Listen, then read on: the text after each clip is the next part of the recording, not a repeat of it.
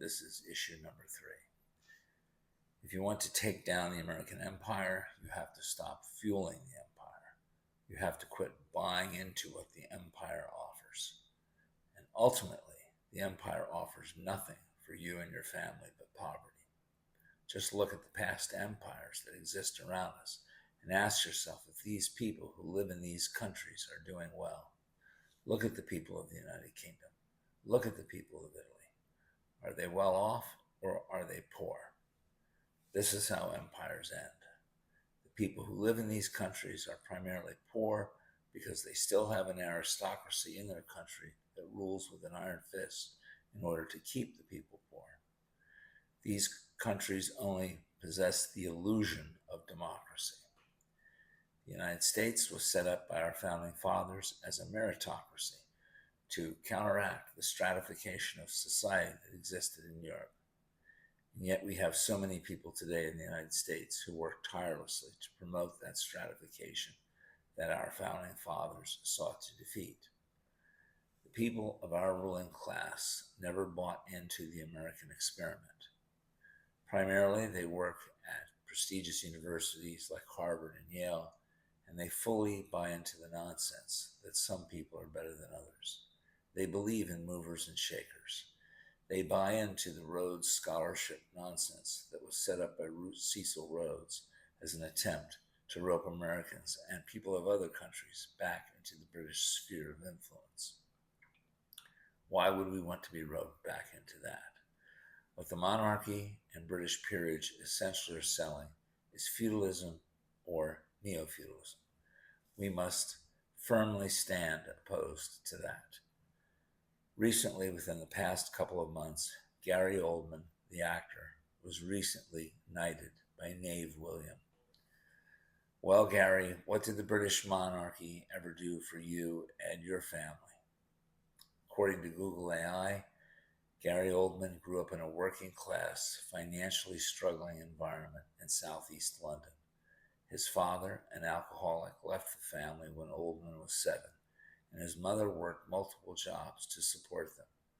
Oldman didn't have indoor plumbing until he was 13, and he initially assumed he would end up in a manual labor job, such as a postman or truck driver, due to his limited circumstances. So what did the British monarchy do for him?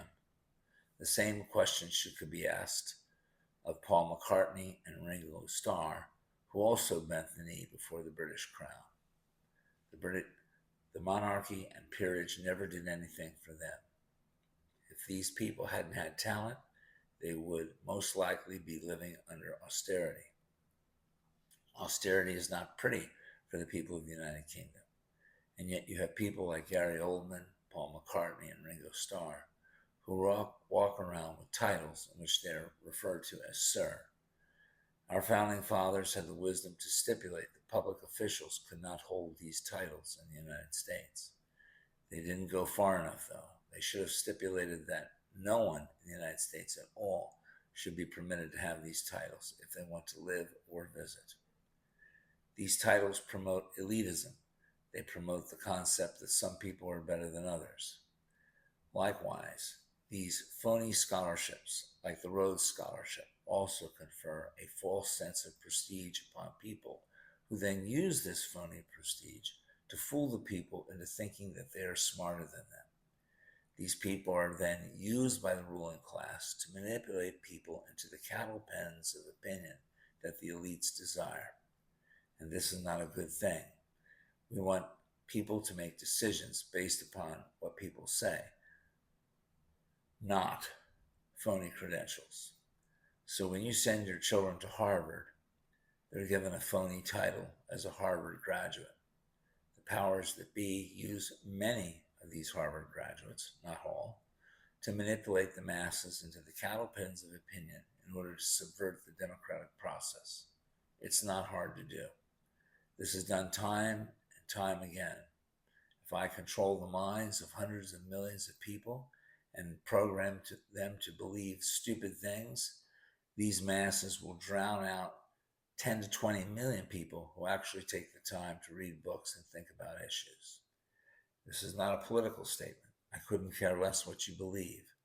What is important is that people base their decisions upon informed thinking, not upon the pedigree of a person, where he went to school, or what phony titles and awards he or she has received. Now, when you send your children to these schools, your children are being co opted into this existing power structure that is controlled by the ruling class. The ruling class will indoctrinate your child by giving them the dog biscuits of empire.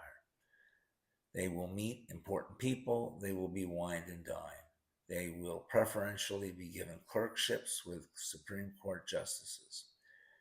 Your child will be trained like a little dog to believe what the empire and the ruling class want them to believe. It's not hard to corrupt someone. If you give people money, titles, and awards, they'll go along with what you're selling. And what the ruling class is selling in this country is feudalism. Feudalism abroad and feudalism at home. I know that you're excited to send your children to Harvard, but you're not doing them, yourself, or other members of society any favors. The empire does not grow weaker by you sending your bright child to Harvard. The empire grows stronger, and ultimately, the people in the United States will grow weaker. Just look at the citizens of the former empires. The Egyptians live in poverty, the British live in poverty, the Italians live in poverty, the Greeks live in poverty. So too will the people of the United States live in poverty if we continue down the path of elitism. Stop sending your children to Harvard. Harvard, quite frankly, is a mole of the British Empire and its ruthless monarchy and its system of peerage. And no, the monarchy is not an appendix or a figurehead. It is the glue that holds the upper classes together in the UK and increasingly here. It is an organizing influence of elitism which is killing and subverting our republic.